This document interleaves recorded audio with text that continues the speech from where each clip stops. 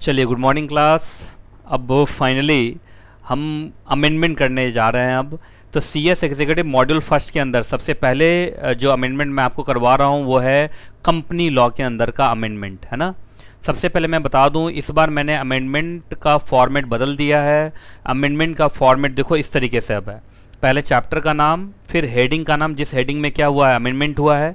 उसके बाद अमेंडमेंट से पहले क्या पोजीशन था और अमेंडमेंट के बाद क्या पोजीशन है। और अमेंडमेंट मैंने इस बार येलो कलर के अंदर लिया हुआ है ना। कभी रेड में लेता हूँ, कभी येलो में, इस बार मैंने येलो कलर में लिया हुआ है ना। तो जो ऐसे बहुत सारे बच्चे हो सकते हैं जो एनकेजी क्लासेस के स्टूडेंट ना हो, उनको भी फ़ायदा हो जाएगा, उनको समझ में आ जाएगा कि अमेंडमेंट से पहले क्या सिचुएशन था और अमेंडमेंट के बाद अब क्या सिचुएशन है, वो आसानी से समझ सकेंगे। बाकी मैं बता दूं आपको कि हमारे सारे के सारे नोट्स एनकेजे वेबसाइट पे डाउनलोड ऑप्शन के अंदर वहाँ पर हैं अवेलेबल, आप डाउनलोड कर सकते हैं ओरिजिनल बुक्स हमारे। और ये अमेंडमेंट नोट्स, जो अमेंडमेंट मैं पढ़ा रहा हूँ आपको, वो अमेंडमेंट नोट्स भी वहाँ पे अवेलेबल हैं, तो आप वहाँ से उसको डाउनलोड कर सकते हैं, है ना। तो चलिए शुरू करते हैं। सबसे पहले कंपनी लॉ वॉल्यूम फर्स्ट के अंदर के अमेंडमेंट्स। सबसे पहले जिस चैप्टर के अंदर अमेंडमेंट है वो शेयर कैपिटल का इंट्रो चैप्टर है, concept of capital and financing of company chapter. इसमें equity share with differential voting right, है ना, उसके अंदर अमेंडमेंट है। और अमेंडमेंट क्या है वो जरा ध्यान से देखिए। आप देखिए, अगर आप लोगों ने आज तक क्या पढ़ा है कि डिफरेंशियल वोटिंग राइट डीवीआर वाले जो शेयर्स हैं वो मैक्सिमम कितने हो सकते हैं, 26%। अब ये लिमिट चेंज हो गया है, ये लिमिट अब हो गया है 74%। क्या हो गया है, 74%। तो डीवीआर वाले शेयर्स कितने हो सकते हैं आप कंपनी के अंदर, 74% हो सकते हैं, मैक्सिमम 74%, है ना। जो बच्चे सिक्योरिटी लॉ भी पढ़ते हैं हमारे यहाँ, उनको मालूम होगा सिक्योरिटी लॉ के अंदर भी अमेंडमेंट हुआ है। अब वहाँ पे डिफरेंशियल वोटिंग राइट वाले शेयर्स को कहा जाता है सुपीरियर राइट्स इक्विटी शेयर। तो सुपीरियर राइट्स इक्विटी शेयर के लिए वहाँ भी लिमिट 74% है। तो इसका मतलब अब कंपनी लॉ और सिक्योरिटी लॉ दोनों एट पार आ गया है। कंपनी लॉ में क्या बोलते हैं, डीवीआर, और सिक्योरिटी लॉ में क्या बोलते हैं, superior rights, superior voting rights वाले इक्विटी शेयर। तो चूंकि सिक्योरिटी लॉ में अमेंडमेंट हुआ तो इस वजह से कंपनी लॉ में भी अब अमेंडमेंट हुआ, और कंपनी लॉ के अंदर भी अब डीवीआर वाले शेयर्स का लिमिट बढ़ा दिया। अब किसी भी कंपनी के अंदर डीवीआर कितने हो सकते हैं, 74% तक हो सकते हैं। बाकी एक एग्जैक्टली कंडीशन होता था डी पॉइंट में पहले कि कंपनी का पिछले 3 सालों में डिस्ट्रीब्यूटेबल प्रॉफिट का कंसिस्टेंट ट्रैक रिकॉर्ड होना चाहिए। ये वाला कंडीशन हटा लिया गया है, तो ये वाला कंडीशन आप काट देंगे, अब ये वाला कंडीशन नहीं है ना। तो इसका मतलब पहले अगर कंडीशन होते थे कहाँ तक, एच तक, है ना, तो अब कंडीशन कितने बचेंगे, सिर्फ जी तक। तो एक कंडीशन आपका कम हो गया, तो एक में अमेंडमेंट हो गया और एक को पूरा हटा दिया गया है। ठीक है जी, चलिए आगे। अब अगला जो अमेंडमेंट है वो डिबेंचर में है, और डिबेंचर में बहुत बड़ा अमेंडमेंट है। आपको विश्वास नहीं होगा, इस अमेंडमेंट को बनाने में, अभी मैं बताऊंगा, डीआरआर के ऊपर अमेंडमेंट है। बहुत टाइम लगा और 2 घंटे तक का टाइम लगाया मैंने, तब जाके मैं एमसीए के उस नोटिफिकेशन के लैंग्वेज को समझ पाया, जिस नोटिफिकेशन से उन्होंने डीआरआर से जुड़े हुए कॉन्सेप्ट को क्या किया था, अमेंड किया था, चेंज किया था। पर आपको चिंता करने की जरूरत नहीं है, आपको 5 मिनट के अंदर सब कुछ आराम से समझ में आ जाएगा। मैंने उसके लिए प्रॉपर बॉक्स बना दिया है, प्रॉपर चार्ट के फॉर्म में बना दिया है, बॉक्स के फॉर्म में है, वो आपको आराम से समझ में आ जाएगा। तो आपको परेशान होने की जरूरत नहीं है। तो 2 घंटे मेरे लगे, आपके लगेंगे से 5 मिनट। तो चलिए शुरू करते हैं। सबसे पहले डिबेंचर के अंदर सिक्योर डिबेंचर जब मैं पढ़ाता हूं तो वहां पे आपको जो कंडीशंस मैं पढ़ाता था उस कंडीशन का बस रूल नंबर एक बार लिख लीजिए, एक अपडेशन है। वो सारे कंडीशन कहाँ से आते थे, rule number 18 of company share capital and debenture rule 2014 से। तो रूल नंबर 18 है ना। चलिए जी, अब देखो डीआरआर आपने पढ़ा था, अगर आपको याद हो तो डीआरआर पढ़ने में काफ़ी टाइम भी लगता है, उसके अंदर कैलकुलेशंस भी बहुत सारे थे, है ना। तो डीआरआर बिफोर अमेंडमेंट ये सिचुएशन था कि डीआरआर इस तरीके से बनता था, इन्वेस्टमेंट इन डीआरआर इस तरीके से होता था। आपको याद होगा मैंने पढ़ाया था 2 तरीके से, एक ईयरली डीआरआर होता था, है ना, जो हर साल 15% हम पैसा जमा कर देते थे ईयरली डीआरआर में, और उस साल में जितने भी रिडेम्पशन होते थे उसमें हम उसको खर्च करते थे, है ना। बाकी हम पूरा पैसा नहीं निकाल लेते थे, हर पैसा निकालने के बावजूद भी हम देखते थे कि उसमें बाकी बचा हुआ 15% है कि नहीं है। तो ये सारे कैलकुलेशन थे जो हमने पढ़ा हुआ है। बाकी जो बच्चे हमारे यहाँ नहीं पढ़े हैं वो भी कहीं ना कहीं ज़रूर पढ़े होंगे। तो ये कहानी इस तरीके से थी। इस बार ना अमेंडमेंट के बाद चीज़ों को थोड़ा सा बदल दिया गया है, और वो किस तरीके से बदला गया है वो ज़रा देखिए। Creation of DRR the company share capital and debenture amendment rule 2019, तो 2019 में इसको बदल दिया गया है, रूल 18 सब रूल 7। अब देखेंगे तो ये ओरिजिनल नोटिफिकेशन है ना, ये अगर आपने एग्जैक्टली इसका प्रिंट आउट लिया हुआ है तो आप इसको ज़रा पढ़ के देखना, पढ़ के आपकी हालत ख़राब हो जाएगी। And I am damn sure कि बहुत सारे बच्चों को ये एकदम समझ में नहीं आएगा। आप विश्वास करें, मुझे भी बहुत देर तक ये समझ में नहीं आया, बहुत कन्फ्यूज़न रहा, लेकिन 2-2.5 घंटे का टाइम लगा के मैंने 2-2.5 घंटे तक इसको पढ़ता रहा, और पढ़ने के बाद मैंने फाइनल कंक्लूजन निकाला, अपना इंटरप्रिटेशन निकाला है।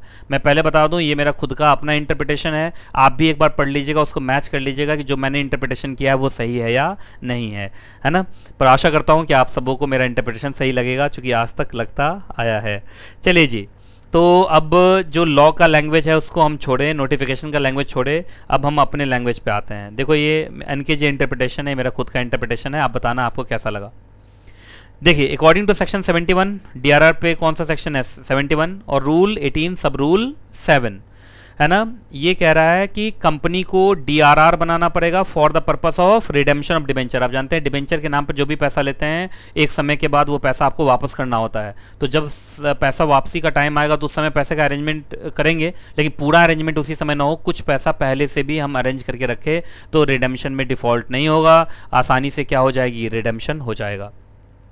बाकी याद रखिएगा, ये जो डीआरआर बनाने का जो रिक्वायरमेंट है ना, डिबेंचर रिडेम्पशन रिजर्व, वो कुछ कंपनीज, कुछ ऑर्गेनाइजेशंस के ऊपर नहीं लगेगा। उसका कारण है उनके अपने स्पेशल लॉ हैं, तो वो जो उनका अपना स्पेशल लॉ है वो उसके हिसाब से अपना क्या बनाएंगे, डीआरआर बनाएंगे, है ना।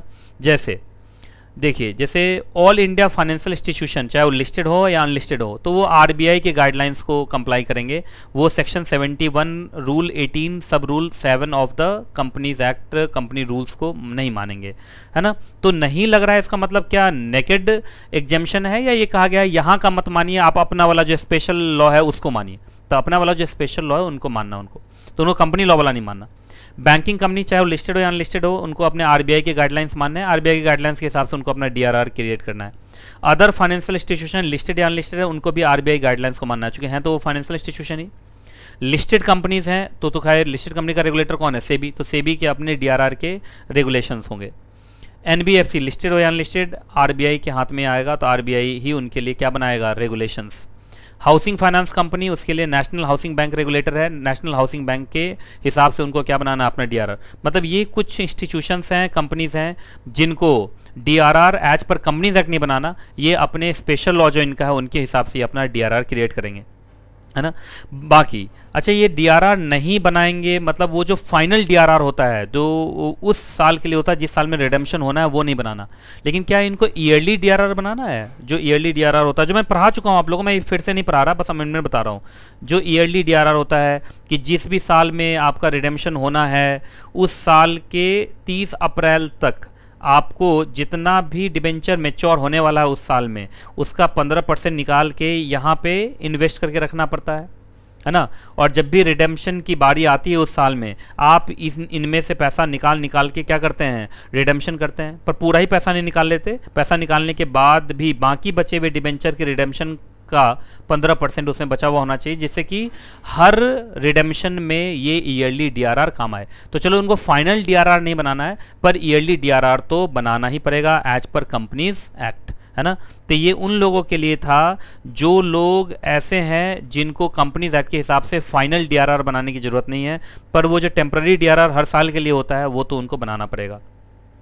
बाकी अब बच गए बाकी कंपनीज, बाकी में सिर्फ अनलिस्टेड बची हैं। आप देख लो, लिस्टेड तो सेबी के लॉ के अनुसार वो अपना फाइनल डीआरआर बनाएंगे, तो अनलिस्टेड में भी सारी अनलिस्टेड नहीं बची हैं, बहुत सारे अनलिस्टेड में भी देखा होगा आपको, बैंक है, फाइनेंशियल इंस्टीट्यूशन है, वो भी चले गए। तो जो बचे खुचे अनलिस्टेड कंपनीज बच गए, उनको कंपनीज एक्ट के हिसाब से बनाना। और कंपनीज एक्ट क्या कहता है कि आपको फाइनल डीआरआर जो बनाना है वो उसमें कम से कम 10% मतलब जितना भी रिडेम्पशन होना है, डिबेंचर का रिडेम्पशन जितना होना है, उसका 10% इस डीआरआर में आपका पहले से ही मौजूद होना चाहिए। मतलब फाइनल डीआरआर का जो रिक्वायरमेंट इनके लिए वो कितना है, अब 10%। जैसे मान लीजिए 2010 में, देखो एग्जांपल दे रहा हूँ, एग्जांपल दूंगा समझ में आ जाएगा। 2010 में मालूम चला हमने डिबेंचर के नाम पे मार्केट से पैसा उठाया 1000 करोड़, ठीक है जी, ठीक है, और 10% डिबेंचर था, या चलो 5% डिबेंचर कर लो, 5% डिबेंचर, 5% डिबेंचर था, 5% डिबेंचर। तो बताओ इस पर वापसी, अब मान लीजिए अगर 10 साल का डिबेंचर था तो 2020 में इसका रिडेम्पशन होना है। तो 2020 में आप देखो इंटरेस्ट तो 5% इंटरेस्ट तो आप हर साल दे रहे होंगे, तो वो तो कोई बात नहीं है। 2020 में आपको 1000 करोड़ क्या करना है एग्जैक्टली, आपको रिडीम करना है। 1000 करोड़ क्या करना है आपको, रिडीम करना है। तो डीआरआर आप पहले से बना के रखेंगे, और 1000 करोड़ का कम से कम 10%, तो कितना, 100 करोड़ तो आपके डीआरआर में होना चाहिए। तो 100 करोड़ आपके डीआरआर में होगा, बाकी 900 करोड़ का अरेंजमेंट कर लीजिए, और 900 करोड़ का अरेंजमेंट करने के बाद आप चाहें तो क्या कर सकते हैं, आप एग्जैक्टली रिडम्पशन कर सकते हैं आसानी से, कहीं कोई दिक्कत नहीं है। तो बताइए डीआरआर में कितना पैसा होना चाहिए, 10% होना चाहिए। उसके बाद डीआरआर के अंदर जो ये 10% पैसा डालेंगे वो कहाँ से आना चाहिए, प्रॉफिट से आना चाहिए। उसके बाद अगर पार्टली कन्वर्टेबल डिबेंचर है तो डीआरआर बताइए कौन से पोर्शन का बनता है, ये सब जानता है। पार्टली कन्वर्टेबल डिबेंचर में जो नॉन कन्वर्टेबल पोर्शन है उसी का तो रिडेम्पशन होना है, और जिसका रिडेम्पशन होना है उसी का तो आपको डीआरआर बनाना है। तो जो नॉन कन्वर्टेबल पोर्शन है जिसका रिडेम्पशन होना है उसके लिए ही डीआरआर आप बनाएंगे। बाकी डीआरआर में जो भी पैसा डालेंगे उसका इस्तेमाल सिर्फ रिडेम्पशन के लिए करेंगे, अदरवाइज कहीं आप खर्च नहीं करेंगे। तो देखो कितने आसानी से ये निकल गया, पर जब आप इसको पढ़ेंगे तो ये इतना आसान नहीं था। आप खुद पढ़ के देख लीजिए, मेरे इंटरप्रिटेशन से पहले आपको पता चल जाएगा, है ना। लेकिन अब आपको मुझे लगता है मुश्किल नहीं आएगी, आप आराम से डीआरआर अब पढ़ पाएंगे, है ना। चलिए जी, इसके बाद आगे जो एग्जैक्टली अमेंडमेंट है वो अकाउंट्स चैप्टर में है। अकाउंट्स चैप्टर में बस एनुअल फाइलिंग के ऊपर है कि जो एनबीएफसी कंपनीज होती हैं और जिनको अकाउंटिंग स्टैंडर्ड मानना जरूरी, इंड एस, है ना, इंड एएस मानना जरूरी है, उनके लिए थोड़ा फॉर्म अलग कर दिया है एनुअल फाइलिंग के लिए। उनको अपने फाइनेंशियल स्टेटमेंट आरओसी के साथ फाइल करना है। कौन से फॉर्म में, AOC for NBFC, Ind AS, और अगर वो कंसोलिडेटेड फाइनेंशियल स्टेटमेंट फाइल करना चाहते हैं तो AOC for CFS, NBFC, Ind AS, है ना। तो फॉर्म थोड़ा सा अलग हो गया इनके लिए, इस फॉर्म में वो फाइलिंग करेंगे, ठीक है जी। तो ये एनबीएफसी के लिए है। अब आइए डिविडेंड चैप्टर में, distribution of profit means what, dividend. उसके आईईपीएफ में थोड़ा सा डिफरेंस है, और वो क्या है जरा देखिए। आप देखो पहले आईईपीएफ में कितने जगह से पैसा जाता था, तो आई तक था ना। इस बार देखिए आप पैसा कितने जगह से जा रहा है, एन, तो इसका मतलब लिस्ट को बढ़ा दिया गया है। सोर्स ऑफ आईईपीएफ में थोड़ा सा उसको वाइडर कर दिया गया है। तो चलिए इसमें से काफ़ी कुछ मैं आपको पढ़ा चुका हूँ, लेकिन जो एडिशन हुआ मैं पूरा एक बार पढ़ा दे रहा हूँ, आप एडिशन उसमें देख लेना। सबसे पहले आईईपीएफ, इन्वेस्टर एजुकेशन प्रोटेक्शन फंड में पैसा कहाँ कहाँ से आएगा। एक तो सबसे पहले सेंट्रल गवर्नमेंट ग्रांट के रूप में एग्जैक्टली पैसा देता है। दूसरा, सेंट्रल गवर्नमेंट बहुत बार क्या करता है एग्जैक्टली, डोनेशन करता है। तीसरा, अनपेड डिविडेंड, आपको याद होगा वो 7 साल तक वेट करने के बाद यहाँ ट्रांसफ़र होता है। उसके बाद जनरल रेवेन्यू अकाउंट, पुराने कंपनीज एक्ट 1956 में अगर गवर्नमेंट के पास कुछ पैसा बचा हुआ था तो वो आईईपीएफ में ट्रांसफ़र होगा, पुराने कंपनीज एक्ट का है वो। उसके बाद पुराने कंपनीज एक्ट में आईईपीएफ का कौन सा सेक्शन था, सेक्शन 205C, तो पुराने कंपनीज एक्ट के आईईपीएफ में कुछ पैसा बचा हुआ था तो वो ट्रांसफ़र होगा। उसके बाद सेक्शन 38 जानते हैं ना, पर्सनेशन के ऊपर है कि गलत पर्सनेशन करेंगे ना, ये पर्सनेशन के ऊपर है, पर्सनेशन, रॉन्गफुल पर्सनेशन। रुकिए मैं ठीक से लिख देता हूँ, रॉन्गफुल पर्सनेशन, रॉन्गफुल पर्सोनेशन, ठीक है। आप जानते हैं कि आप माउंट चला किसी कंपनी के शेयर होल्डर नहीं है, लेकिन झूठ फूट का आप दिखा रहे हैं कि आप शेयर होल्डर हैं और कंपनी से डिविडेंड ले लेते हैं, तो वो सारा का सारा डिविडेंड आपसे वापस लिया जाता है, और वो कहाँ ट्रांसफ़र किया जा सकता है, आईईपीएफ के अंदर। उसके बाद कंपनी ने एप्लीकेशन मनी लिया था शेयर्स अलॉट करने के लिए, और इससे पहले ही कंपनी शेयर अलॉट करती, इन्वेस्टर ही नहीं मिल रहा, एप्लीकेशन मनी वापस होना है, लेकिन ये चाहे एप्लीकेशन मनी रिजेक्ट हो गया हो वो वापस होना है, या एप्लीकेशन मनी अलॉटमेंट ना होने की वजह से वापस होना है, तो उस केस में एप्लीकेशन मनी जिनको वापस होना है वो मिल ही नहीं रहा है, तो कंपनी उसको 7 साल तक रखती है, इंतजार करती है, और उसके बाद आईपीएफ में ट्रांसफ़र हो जाता है। डिपॉजिट मैच्योर हो गया है तो डिपॉजिट होल्डर को खोजा जा रहा है कि आइए भाई अपना पैसा लेके जाइए, आपका डिपॉजिट मैच्योर हो गया, पर डिपॉजिट होल्डर ही नहीं मिल रहा, तो 7 साल तक का इंतज़ार करते हैं, है ना। उसके बाद मेच्योर डिबेंचर मेच्योर हो गया, रिडेम्पशन होना है, हम रिडेम्पशन का पैसा देने के लिए तैयार हैं पर डिबेंचर होल्डर नहीं मिल रहा, 7 साल का इंतजार के बाद पैसा आईपीएफ में ट्रांसफ़र हो जाता है। आईपीएफ में जितना पैसा रखा गया उसके ऊपर इंटरेस्ट आता है। उसके बाद बोनस इशू के अंदर, मर्जर एंड अमलगमेशन के अंदर, है ना, सेल प्रोसीड्स, फ्रैक्शनल शेयर जो होते हैं उसको बेचा जाता है, उससे जो पैसा आया उसको 7 साल तक इंतजार करेंगे जिनका बनता है उनको देने का, अगर वो नहीं मिलते हैं तो उसको फिर कहाँ ट्रांसफ़र किया जाता है 7 साल के बाद, आईपीएफ में। प्रेफरेंस शेयर्स का रिडेम्पशन हमने किया पर प्रेफरेंस शेयर होल्डर ही नहीं मिल रहा जिनको पैसा देना है, तो 7 साल का इंतजार करेंगे, उसके बाद फिर आईपीएफ में ट्रांसफ़र हो जाएगा। और सच अदर अमाउंट एज में भी प्रिस्क्राइब्ड, इस लिस्ट को बढ़ाया भी जा सकता है। बाकी अब आपको बताया था आईपीएफ का सारा काम कौन देखता है एग्जैक्टली, आईईपीएफ अथॉरिटी, है ना। तो इस बार थोड़ा सा फॉर्म नंबर सब चेंज कर लिया गया है, वो जरा देखिए। सबसे पहले रूल नंबर 1, रूल का नाम क्या देखो, IEPF accounting audit transfer and refund rule 2016। इसके रूल नंबर 1 में देखिए क्या कहा गया है, मैं जहाँ जहाँ हाईलाइट करूँगा वहाँ आप टिक लगाते रहना। सबसे पहले जब भी कंपनी आईईपीएफ में कोई भी पैसा ट्रांसफ़र करेगी तो उसका पूरा डिटेल कौन से फॉर्म में, IEPF 1, मतलब जब भी कोई भी कंपनी आईईपीएफ में पैसा ट्रांसफ़र करेगी तो जो पैसा ट्रांसफ़र हो रहा है उसका पूरा डिटेल कौन से फॉर्म में, IEPF 1 फॉर्म में भर के, और वो आईईपीएफ अथॉरिटी को फाइल कर देना है कितने दिन के अंदर, 30 दिन के अंदर। 30 दिन कहाँ से गिनेंगे, जिस दिन पैसा ड्यू हो गया कहाँ जाने के लिए, आईईपीएफ में। तो जिस दिन पैसा ड्यू हुआ आईपीएफ में जाने के लिए उससे 30 दिन के अंदर आपको पैसा ट्रांसफ़र करना है, और पैसा ट्रांसफ़र का पूरा डिटेल आईईपीएफ 1 में क्या कर देना है, फाइल कर देना है। अब आइए रूल 8, याद रखिएगा हर कंपनी को हर साल एजीएम से कितने दिन के अंदर, 60 डेज़ के अंदर, मतलब एजीएम ख़त्म होते ही कितने दिन के अंदर, 60 डेज़ के अंदर उनको एग्जैक्टली एक पूरा डिटेल बनाना है। देखो कि डिटेल कैसे बताना है, आइडेंटिफाई द अनक्लेम्ड अमाउंट। जैसे एजीएम हुआ, एजीएम में डिविडेंड डिक्लेयर हुआ होगा, डिविडेंड दिया जाना है, हमने डिविडेंड दिया पर बहुत सारे लोग ऐसे मिले जो डिविडेंड नहीं लिए। अब डिविडेंड नहीं लिए तो अब आपको उसका एक डिटेल बनाना है कि किन किन लोगों ने अपना डिविडेंड नहीं लिया, और उसका पूरा डिटेल बना के आपको अपने वेबसाइट पे भी, कंपनी अपने वेबसाइट पे भी डालेगी, आईपीएफ अथॉरिटी के वेबसाइट पे भी डालेगी, और कोई वेबसाइट जो सेंट्रल गवर्नमेंट बताए उसमें पूरा वो इन्फॉर्मेशन डाल देगी कि ये आदमी है, इसका ये एड्रेस है, इसको इतना पैसा मिलना बनता था, हमने इनको पैसा देना चाहा पर ये मिले नहीं जिस वजह से हम पैसा नहीं दे पाए, इतना पैसा है ना। उसके बाद एक तो ये तो टोटल हो गया, उसके बाद हर आदमी के सामने भी कि जैसे राम का 20 रुपये डिविडेंड बनता था पर उसने 20 रुपया लिया नहीं इस बार। उसके बाद उसमें ये लिखा रहेगा कि चूंकि 2020 का ये डिविडेंड है तो 2027 तक हम वेट करेंगे और 2027 में आईपीएफ में ट्रांसफ़र हो जाएगा। और कोई भी इन्फॉर्मेशन, मतलब हर साल, और ये नाम जैसे मालूम चला 2020 में किसी ने डिविडेंड नहीं लिया तो उसका नाम 2020 में पहली बार आएगा, फिर 2021 में फिर से रिपीट होगा कि अभी हम इंतजार कर रहे हैं, फिर 2022 में फिर से आएगा कि हम अब भी इंतजार कर रहे हैं, और ऐसे करके 7 साल तक हर नाम को कंटिन्यू करना है, और 7वें साल में जाके कहाँ ट्रांसफ़र हो जाएगा, आईईपीएफ में ट्रांसफ़र हो जाएगा, है ना। तो याद रखिएगा ये लिस्ट कब तक बना लेना है, एजीएम ख़त्म होते ही 60 डेज़ के अंदर ये आपको बना लेना है, और वेबसाइट पर 3 वेबसाइट, अपने वेबसाइट, आईपीएफ अथॉरिटी के वेबसाइट और सेंट्रल गवर्नमेंट के वेबसाइट पर डाल देना है। चलिए जी, अब सीएसआर के अंदर भी थोड़ा सा अमेंडमेंट है। बस सीएसआर आप जानते हैं, सीएसआर का पैसा आप जो खर्च करते हैं उसके लिए एक एरिया डिफाइंड है जिसको सीएसआर कंट्रीब्यूशन एरिया या सीएसआर कंट्रीब्यूशन एक्टिविटीज़ बोलते हैं, जो इसका लिस्ट कहाँ भी दिया गया, शेड्यूल 7 में।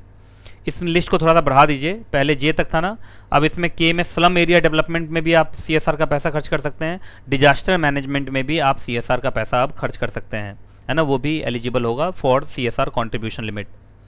रजिस्टर एंड रिकॉर्ड्स चैप्टर के अंदर थोड़ा सा चेंज है, और वो चेंज है एसबीओ के बारे में। आप जानते हैं SBO, significant beneficial owner, SBO. आप जानते हैं सिग्निफिकेंट बेनिफिशियल ओनर कौन लोग होते हैं, ये बड़े शेयर होल्डर्स होते हैं। ये किसी भी कंपनी के बड़े शेयर होल्डर्स हैं जिनका कंपनी के अंदर बहुत ज़्यादा शेयर्स है, वोटिंग राइट्स है, कंपनी के ऊपर कंट्रोल है, तो ये बड़े शेयर होल्डर्स हैं। तो लॉ चाहता है कि इसके बारे में कंपनी को खुद जानकारी हो और सरकार को भी इस बात की जानकारी हो कि किसी भी कंपनी के अंदर बड़े बड़े एग्जैक्टली शेयर होल्डर्स कौन हैं, ओनर्स कौन हैं। तो चलिए उससे जुड़ा हुआ रूल है, इसमें अमेंडमेंट हुआ है। देखिए section 90 company significant beneficial owner amendment rule 2019। सबसे पहले एक डेफिनेशन, रिपोर्टिंग कंपनी, कंपनी को ही रिपोर्टिंग कंपनी बोलते हैं, मतलब जिस कंपनी के ऊपर ये सेक्शन लग रहा है उसको क्या बोलते हैं, रिपोर्टिंग कंपनी। तो reporting company means a company as defined in section in clause 20 of section 2, मतलब 2 क्लॉज 20 में किसको डिफाइन किया गया है, इंडियन कंपनी को तो डिफाइन किया गया।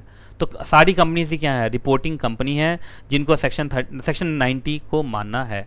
चलिए जी, अब सिग्निफिकेंट बेनिफिशियल ओनर कौन है, तो ये बड़े शेयर होल्डर्स हैं। अब बड़े का मतलब क्या है वो देखो, तो significant beneficial owner in relation to a reporting company, मतलब उस कंपनी, हर कंपनी का सिग्निफिकेंट बेनिफिशियल ओनर अलग अलग लोग होंगे ना, है ना। तो in respect of that reporting company, SBO means that person, चाहे वो अकेले या वो कुछ और लोगों के साथ मिल के, ट्रस्ट के साथ मिल के, है ना, वो इतना होल्ड करता है कंपनी के अंदर। कितना भाई, अगर शेयर्स है तो वो कितना शेयर्स लिया हुआ है, कम से कम 10% या उससे ज़्यादा। अगर वोटिंग राइट है तो उसके पास कितना वोटिंग राइट है रिपोर्टिंग कंपनी के अंदर, 10% या 10% से ज़्यादा। और अगर कंपनी के अंदर कभी भी डिविडेंड डिस्ट्रीब्यूट होता है या कुछ भी डिस्ट्रीब्यूशन होता है तो अकेले उसको डिस्ट्रीब्यूशन का कितना मिलता है, 10% या 10% से ज़्यादा। अमाउंट चला कंपनी के ऊपर है, उसका क्या है, सिग्निफिकेंट इन्फ्लुएंस है या कंट्रोल है। तो याद रखिएगा, अगर ये चारों में से वो कहीं भी फॉल कर गया तो that person is significant beneficial owner. ठीक है, अब एक बात बताइए कि सिग्निफिकेंट बेनिफिशियल ओनर कंपनी के अंदर तो बदलते रहते होंगे। जैसे आज मेरी होल्डिंग 10% हो गई तो मैं बन गया एसबीओ, लेकिन कल मैंने उसमें से 2% शेयर बेच दिया, 8% ही मेरे पास रहा, तो अब मैं एसबीओ नहीं हूँ। तो ये कॉन्टिन्यूअस प्रोसेस है एसबीओ को क्या करना, आइडेंटिफाई करना। SBO means significant beneficial owner. चलिए जी, अब देखिए इसमें 2A के अंदर आपका एक नया लाया है duty of the reporting company, की रिपोर्टिंग कंपनी को क्या कहना है। सबसे पहले रिपोर्टिंग कंपनी पूरा स्टेप लेगी टू फाइंड आउट कि उसके कंपनी के अंदर कौन कौन ऐसे इंडिविजुअल हैं, इंडिविजुअल पर टिक मारिए, कौन कौन ऐसे इंडिविजुअल हैं जो एसबीओ हैं। और अगर उसको पता चल जाए कि ये आदमी एसबीओ है तो उसको कहा जाए कि form number Ben, BEN, Ben 1 के अंदर आप अपना डिटेल कंपनी को दीजिए, है ना। तो जैसे मैं चेक कर रहा हूँ कि हमारे कंपनी में कौन कौन एसबीओ हैं, तो जैसे एक आदमी मिला कि ये एसबीओ है तो उसको मैंने बुलाया कि देखो आपकी होल्डिंग, हमारे कंपनी में हमने रजिस्टर और मेंबर चेक किया है, आपकी होल्डिंग 11% है, तो आप हमारे लिए क्या है, एसबीओ हैं, ये बेन 1 फॉर्म है, इसको भर के हमें जमा कीजिए। ठीक है। दूसरा, अब ये वाला प्रोविजन अदर देन इंडिविजुअल के लिए है कि जो इंडिविजुअल हैं उसको बुला के आप बात कर लेंगे, लेकिन जो अदर देन इंडिविजुअल हैं, बॉडी कॉर्पोरेट्स, हो सकता है बड़े बड़े बॉडी कॉर्पोरेट्स आपके एसबीओ हों, तो उसके लिए सबसे पहले कोई भी ऐसा बॉडी कॉर्पोरेट जो आपका 10% या उससे ज़्यादा क्या लिए हुआ, शेयर्स लिए हुआ, वोटिंग राइट लिए हुआ है, या वो डिविडेंड ले रहा है, या जो भी डिस्ट्रीब्यूशन हो रहा है उसमें उसको मिल रहा है ना, तो कंपनी उस बॉडी कॉर्पोरेट को नोटिस देगी। कौन से फॉर्म में, बेन 4 में, कि आप ऐसे बॉडी कॉर्पोरेट हैं जो हमारे कंपनी के अंदर क्या है, एसबीओ हैं। उसका कारण यह है कि आपकी होल्डिंग कितनी है, 10% या उससे ज़्यादा, है ना। तो बेन 4 में उसको नोटिस देगी और उसको बोलेगी कि आप भी बेन 1 भर के हमें जमा कीजिए। ठीक है जी। चलिए, बाकी मैंने बताया कोई भी इंडिविजुअल जब भी एसबीओ बनेगा या एसबीओ बनने के बाद उसके होल्डिंग में जब भी कोई चेंज आएगी तो वो फिर से फॉर्म नंबर बेन 1 देगा, और कितने दिन के अंदर देगा, 30 डेज़ के अंदर देगा। जैसे पहली बार बने आप, जैसे मेरी होल्डिंग 9.99% थी और मैंने 0.1% और ले लिया तो हो गया ना 10%, तुरंत बेन 1 फाइल करूंगा कंपनी को। या मालूम चला मेरी पहले होल्डिंग थी 11% में एसबीओ था, मैंने 2% बेच दिया, अब 9% पे आ गया, तो चेंज हुआ ना, तो फिर एक बार आपको बेन 1 फाइल करना पड़ेगा। तो 30 डेज़ के अंदर, है ना, एसबीओ बनते ही 30 डेज़ के अंदर और एसबीओ में चेंज आते ही 30 डेज़ के अंदर आपको क्या करना पड़ेगा, बताना पड़ेगा। उसके बाद अब कंपनी को क्या करना है, जरा ध्यान से सुनिए। कंपनी को जब भी बेन 1 मिलेगा, किसके तरफ से एग्जैक्टली, एसबीओ के तरफ से। किसके तरफ से, एसबीओ के तरफ से आपको क्या मिलेगा, बेन 1। तो कंपनी तुरंत क्या करेगी, उसको आगे फॉरवर्ड कर देगी आरओसी को, है ना, बेन 2 के अंदर, मतलब बेन 2 के अंदर वो सारे इन्फॉर्मेशन को एक जगह लिख के और उसको बेन 2 में फॉरवर्ड कर देगी। कितने दिन के अंदर, 30 डेज़ के अंदर, मतलब जिस दिन कंपनी को मिला उससे 30 डेज़ के अंदर। तो पहले कंपनी को मिला होगा बेन 1, फिर वो सारे बेन 1 को क्या करेगी, एक कंसोलिडेट करेगी, उसका एक फाइनल रिपोर्ट बनाएगी बेन 2 में, और वो तुरंत किसको आगे फॉरवर्ड कर देगी, एग्जैक्टली आरओसी को। ठीक है जी। अब कभी कभी application to the NCLT tribunal, ये कब है, देखिए रिपोर्टिंग कंपनी को मालूम चला कि हमने बेन 1 भरने के लिए बोला था, लेकिन किसी ने बेन 1 भर के हमें नहीं दिया। हमने बेन 4 में नोटिस भी दिया था कि आप बेन 1 भर के दो, अपने बारे में बताओ, आप हमारे एसबीओ हो, लेकिन उन लोगों ने नहीं दिया। अब नहीं दिया तो उस केस में अब ये कंपनी कहाँ चली जाएगी? एनसीएलटी के पास। तो देखिए, हमने किसी पर्सन को बोला बेन 4 में कि आप जल्दी से अपने बारे में बताओ, आप एसबीओ हो, उसने नहीं दिया। या इन्फॉर्मेशन दिया तो सेटिस्फैक्ट्री इन्फॉर्मेशन नहीं दिया, छोटा मोटा छिपाया हुआ इन्फॉर्मेशन दिया, है ना। तो उस केस में एक तो इन्फॉर्मेशन दिया ही नहीं, या दिया तो सही नहीं दिया, तो उस केस में कंपनी एनसीएलटी के पास जा सकती है और एनसीएलटी को जाके कह सकती है कि सर आप इस तरीके के डायरेक्शन पास करें, वो जो आदमी है जो एसबीओ है लेकिन एसबीओ से जुड़ा हुआ जानकारी हमें नहीं दे रहा है, उसके शेयर के ट्रांसफ़र के ऊपर रोक लगा दें, जो डिविडेंड मिल रहा है उसकी उस राइट को सस्पेंड कर दें, जो वोटिंग राइट वो एक्सरसाइज कर रहा है उसको क्या कर दें? एग्जैक्टली सस्पेंड कर दें, या कोई भी और रेस्ट्रिक्शंस आप उसके ऊपर लगाएं जिससे कि वो मजबूर हो जाए और वो अपने बारे में एसबीओ होने की वजह से जो इन्फॉर्मेशन उसको देनी चाहिए थी बेन 1 के अंदर वो हमें दे दे। उसके बाद नॉन एप्लीकेबिलिटी, याद रखिएगा ये रूल कुछ जगहों पे नहीं लगेगा, मतलब कुछ शेयर होल्डर्स ऐसे जो एसबीओ हैं फिर भी उनके ऊपर नहीं लगेगा। पहला, मालूम चला आईपीएफ अथॉरिटी के पास भी शेयर्स होते हैं, ऐसे लोगों के शेयर्स होते हैं जो शेयर होल्डर्स मिल ही नहीं रहे हैं, कंपनी को खो गए हैं, नहीं मिल रहे हैं, अनआइडेंटिफाइड हैं, अनक्लेम्ड है, तो उनके शेयर्स किसी पास पहुंच जाते हैं? आईपीएफ अथॉरिटी को। तो आईपीएफ अथॉरिटी पर थोड़ी लगा देंगे आप ये सेक्शन। हो सकता है आईपीएफ अथॉरिटी के पास ऐसे अनक्लेम्ड जो एग्जैक्टली शेयर्स हैं वो 20% आ गए हों, तो वो थोड़ी एसबीओ हो जाएगा। होल्डिंग रिपोर्टिंग कंपनी, अब एक बताइए किसी भी सब्सिडरी के अंदर होल्डिंग का कितना शेयर होता है? More than 50%। तो मोर देन मतलब किसी भी सब्सिडरी के अंदर होल्डिंग कंपनी तो हमेशा ही क्या रहेगी? एसबीओ, तो उसके ऊपर नहीं लगेगा। होल्डिंग को छोड़ के जो बाकी लोग हैं जो नॉर्मल शेयर होल्डर्स हैं लेकिन उनकी होल्डिंग 10% या 10% से ज़्यादा, उनके लिए है ये। उसके बाद कोई भी रिपोर्टिंग कंपनी है, कोई भी बॉडी कॉर्पोरेट है, कोई भी एंटिटी है जिसको सी पॉइंट पहले ना, central government, state government, local authority. Government company का सबसे बड़ा शेयर होल्डर कौन होता है? सरकार, सेंट्रल गवर्नमेंट, स्टेट गवर्नमेंट या लोकल अथॉरिटी, तो उनके ऊपर भी ये एग्जैक्टली रूल अप्लाई नहीं होगा।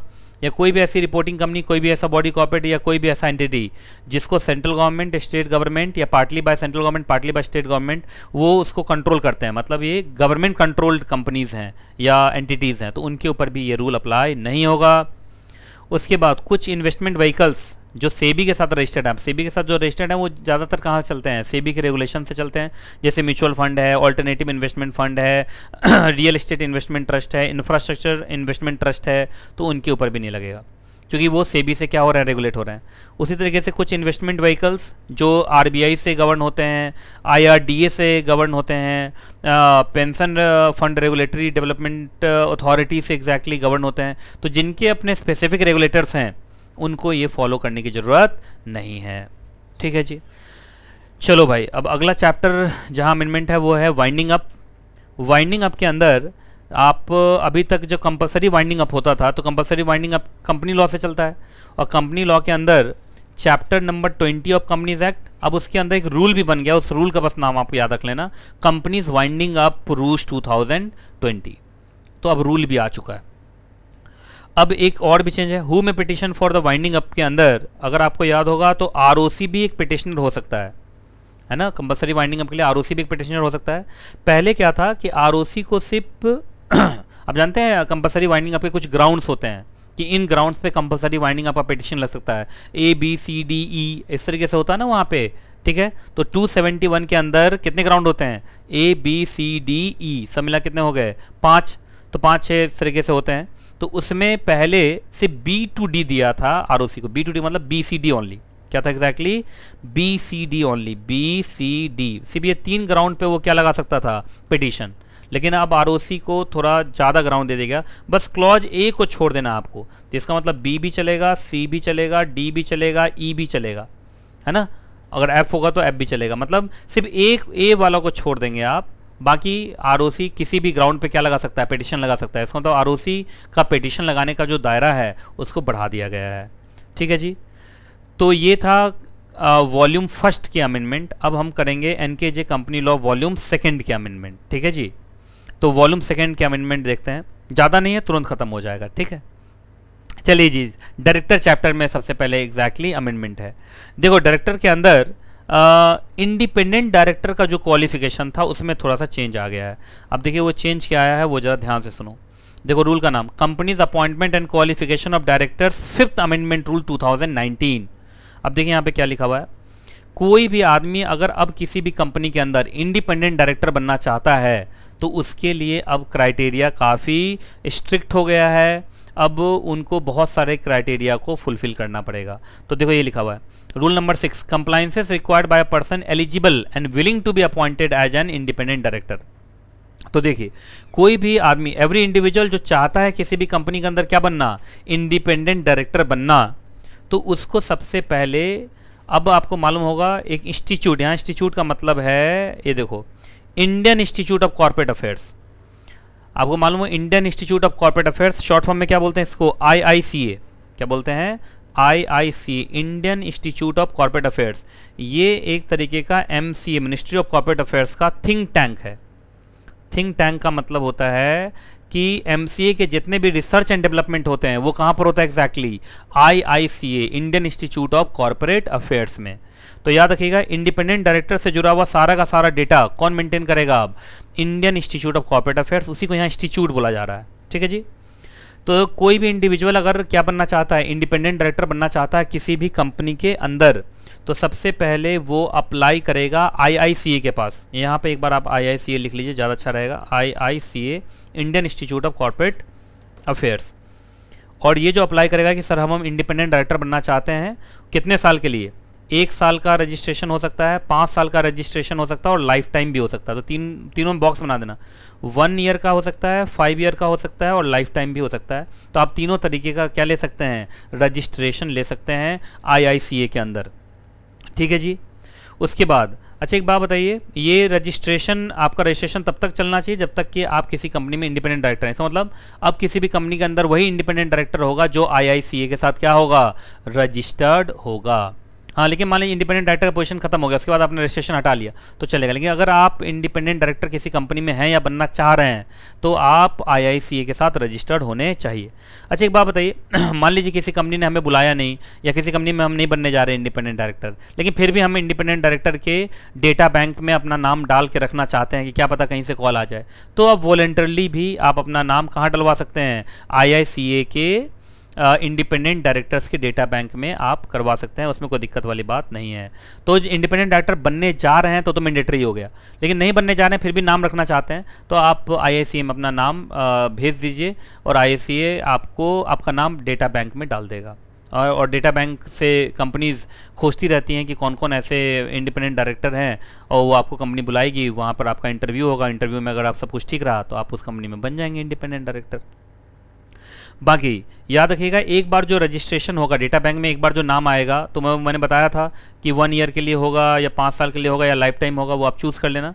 तो याद रखिएगा अगर 1 ईयर के लिए कराया था, 1 ईयर खत्म होते ही 30 दिन के अंदर आपको फिर से रिन्यूअल कराना पड़ेगा। 5 ईयर्स के लिए है तो फिर 5 ईयर्स खत्म होते ही आपको 30 दिन के अंदर रिन्यूअल कराना पड़ेगा। तो रिन्यूअल कराते रहना पड़ता है अगर आप इंडिपेंडेंट डायरेक्टर्स कंटिन्यू करना चाहते हैं तो। और लाइफ टाइम के लिए ये है कि लाइफ टाइम के लिए एक बार अगर आपने लाइफ टाइम फीस पे कर दिया है तो फिर आपको रिन्यूअल की ज़रूरत नहीं है, लेकिन लाइफ टाइम के लिए फीस अगर आपने पे नहीं किया तो फिर आपको बार बार क्या कराना पड़ेगा, रिन्यूअल कराना पड़ेगा। बाकी एक ये देखो, ये सबसे बड़ा अमेंडमेंट है, अब इंडिपेंडेंट डायरेक्टर बनने के लिए ऑनलाइन टेस्ट भी अब पास करना पड़ेगा। मतलब हद हो गया, अब CS बनने के लिए एग्ज़ाम और CS बनने के बाद अगर किसी कंपनी में इंडिपेंडेंट डायरेक्टर बनने जा रहे हैं तो फिर से आपको एग्ज़ाम पास करना पड़ेगा। वो एग्ज़ाम ऑनलाइन टेस्ट होगा, IICA लेगा। तो याद रखिएगा इंडिपेंडेंट डायरेक्टर बनने के लिए आपको online proficiency self assessment test pass करना पड़ेगा। और वो आपको कब तक पास करना पड़ेगा, जिस दिन आपका नाम इंडिपेंडेंट डायरेक्टर के डेटा बैंक में जुड़ा है उससे 1 साल के अंदर आपको ये टेस्ट पास कर लेना पड़ेगा। लेकिन कुछ लोगों को एग्जेम्पशन है, आप चिंता मत कीजिए, अगर हम CS हैं तो हो सकता है कि हम एग्जेम्प्ट हो जाएं, हमें इंडिपेंडेंट डायरेक्टर के लिए एग्ज़ाम पास करने की ज़रूरत ना हो। ऐसे ही CS करते करते हम बहुत सारा एग्ज़ाम पास करते हैं, है ना। चलिए जी, तो यहाँ देखो प्रोविजो, प्रोविजो का मतलब एक्सेप्शन। याद रखिएगा अगर आप किसी कंपनी के अंदर डायरेक्टर हैं या की मैनेजेरियल पर्सनल है तो CS इसमें आ गया। की मैनेजेरियल पर्सनल में कितने साल से, कम 10 साल से। अच्छा देखो, मतलब नया वाला जो CS है वो एग्जाम्प्ट नहीं हो पाया, पुराने बूढ़े बूढ़े जो CS है वो, है ना। तो याद रखिएगा अगर आप 10 साल से डायरेक्टर हैं या केएमपी हैं, और छोटे मोटे कंपनी में नहीं, किसी लिस्टेड पब्लिक कंपनी में, अनलिस्टेड पब्लिक कंपनी है लेकिन उसका पेड अप शेयर कैपिटल कितना है 10 करोड़ या 10 करोड़ से ज़्यादा, और या कोई भी ऐसा बॉडी कॉर्पोरेट जो स्टॉक एक्सचेंज पर क्या है एग्जैक्टली लिस्टेड है। तो इन लोगों के ऊपर, इन लोगों के अंदर अगर आप 10 साल से डायरेक्टर या केएमपी हैं तो फिर आपको ये टेस्ट पास करने की ज़रूरत नहीं है। अब 10 साल से आप केएमपी डायरेक्टर हैं तो आपका खुद का ही इतना एक्सपीरियंस होगा कि ये सब टेस्ट वेस्ट देने की आपको ज़रूरत नहीं है। बाकी इस रूल के अंदर कहीं भी इंस्टीट्यूट लिखा हुआ हो, इसका मतलब Indian institute of corporate affairs, और Indian institute of corporate affairs को ही अब डेटा बैंक बनाना है इंडिपेंडेंट डायरेक्टर्स का। तो जितने भी पर्सन विलिंग हैं, एलिजिबल हैं इंडिपेंडेंट डायरेक्टर बनने के लिए, वो सारा का सारा उन लोगों का नाम ये ऑनलाइन डेटा बैंक होगा जो IICA के का वेबसाइट के ऊपर होगा। मतलब IICA की वेबसाइट पर जब जाएंगे तो वहाँ पे एक जगह लिखा आएगा data bank for independent director, उसमें भारत के सारे इंडिपेंडेंट डायरेक्टर का नाम होगा जो इंडिपेंडेंट डायरेक्टर कंपनी में बनना चाहते हैं, और जिन्होंने एग्ज़ाम पास किया, और एग्ज़ाम बाकी जिनको एग्ज़ाम नहीं देना है उनके लिए तो कोई बात ही नहीं है। ठीक है जी, चलिए जी। अब manner of selection of N independent director, तो कुछ नहीं है। देखो अब ये वाला, ये देखो ये बिफोर अमेंडमेंट में इतना सारा लिखा हुआ था, अब ये वाला सारा का सारा क्या हो गया, ये वाला माइनस हो गया, बस और कुछ नहीं हुआ। अब ये सारे फॉर्म वॉर्म नहीं है, अब ये सारे फॉर्म नहीं है, क्योंकि अब सारा का सारा काम कौन देख रहा है एग्जैक्टली IICA, तो IICA का अपना प्रोसीजर है, तो ये सारा फॉर्म अब नहीं है। तो बस ये वाला माइनस हुआ है, बाकी सारा चीज़ सेम है। ठीक है जी, चलिए उसके बाद अब आपका board committees and power of board of director, मतलब डायरेक्टर का सबसे बड़ा चैप्टर यही होता है, और उसमें भी सबसे बड़ा सेक्शन कौन होता है, रिलेटेड पार्टी ट्रांजैक्शन। आप लोगों को याद होगा सेक्शन 188, वाह वाह वाह वाह, है ना तो सेक्शन 188 याद है आप लोगों को सबको, है ना? अगर याद है तो एक बार बोल के सुनाओ। सेक्शन 188 मुझे लगता है सारे बच्चों को याद होगा, है ना? आपको याद है कि जब रिलेटेड पार्टी ट्रांजैक्शन का लिमिट, ये रूल 15 के लिमिट है ना, रूल 15 के लिमिट को क्रॉस कर जाए तो उस केस में फिर क्या पास करना पड़ता है, OR भी पास करना पड़ता है। वही रूल 15 के लिमिट में क्या हो गया है, चेंज आ गया। रूल 15 के लिमिट में क्या आ गया एग्जैक्टली, चेंज आ गया, और चेंज कुछ नहीं है, चीज़ें घटाई गई हैं। देखो सबसे पहले ये जो सेल परचेज और सप्लाई वाले में आप लोग पढ़े होंगे तो लिमिट 2 दिया रहता था, एक टर्नओवर वाला लिमिट था, एक 100 करोड़ वाला लिमिट था। तो 100 करोड़ वाला लिमिट हटा दिया गया, तो 2 लिमिट के जगह पे एक ही लिमिट बचा, सिर्फ टर्नओवर वाला, तो विच एवर इज लोअर की भी ज़रूरत नहीं है, तो वो 100 करोड़ वाला आपको पढ़ना अब नहीं है। उसके बाद सेकेंड पॉइंट में सेलिंग और अदरवाइज डिस्पोजिंग ऑफ वाले में भी यही किया गया है। आपका 100 करोड़ रुपीज़ वाला जो एग्जैक्टली रिक्वायरमेंट था वो अब कंपैरिजन नहीं होगा, सिर्फ नेटवर्थ वाला चलेगा, इसलिए विच एवर इज लोअर भी लिखने की ज़रूरत नहीं है। थर्ड, लीजिंग वाले केस में अब वो जो पहले से लिखा हुआ तो सारा काट दीजिए, बस वहाँ पे लिख दीजिए अमाउंटिंग टू 10% और मोर ऑफ टर्नओवर, है ना? तो इसमें अगर देखा जाए तो सिर्फ टर्नओवर वाला चलेगा अब, और अब इसमें भी एक्सीडिंग था, यहाँ अमाउंटिंग भी है, इसका मतलब इक्वल टू भी चलेगा, इस बात को ध्यान रखिएगा। ठीक है, इक्वल टू भी हो गया तो भी दिक्कत हो जाएगा, है ना? यहाँ पहले क्या चलता था एक्सीडिंग, यहाँ अमाउंटिंग, अमाउंटिंग मतलब इक्वल टू भी चलेगा। तो बस यहाँ टर्नओवर की रिक्वायरमेंट है और वो भी अमाउंटिंग भी लिखा हुआ है, इस बात का भी ध्यान रखिएगा। अमाउंटिंग का मतलब इक्वल हो गया तो भी लिमिट मान लिया जाएगा, OR पास करना पड़ेगा आपको, इसका मतलब लिमिट के अंदर ही रहना। उसके बाद फोर्थ वाले पॉइंट में सर्विस वाले में जो 50 करोड़ लिखा हुआ था, विच एवर इज लोअर लिखा हुआ था, वो भी आप हटा देंगे, तो चीज़ें अब कम हो गई हैं, ये ज़्यादा अच्छी बात है। चलिए जी, अब एक चैप्टर आ रहा है transparency and disclosure. Transparency and disclosure के अंदर जब हम बोर्ड रिपोर्ट बनाते हैं तो rule 8 of company account rule से भी कुछ मैटर्स आते हैं। उस मैटर में थोड़ा सा एक चीज़ और जोड़ देना है आपको, ये 3A है कि बोर्ड ऑफ डायरेक्टर का एक opinion regarding integrity, expertise and experience of what independent director, मतलब इस साल में जितने भी इंडिपेंडेंट डायरेक्टर अपॉइंट हुए उनका इंटीग्रिटी कैसा रहा, एक्सपर्टीज कैसा रहा, एक्सपीरियंस कैसा रहा, तो ये भी एक, इस पर भी एक रिपोर्ट बना के बोर्ड रिपोर्ट में डालना पड़ेगा, है ना?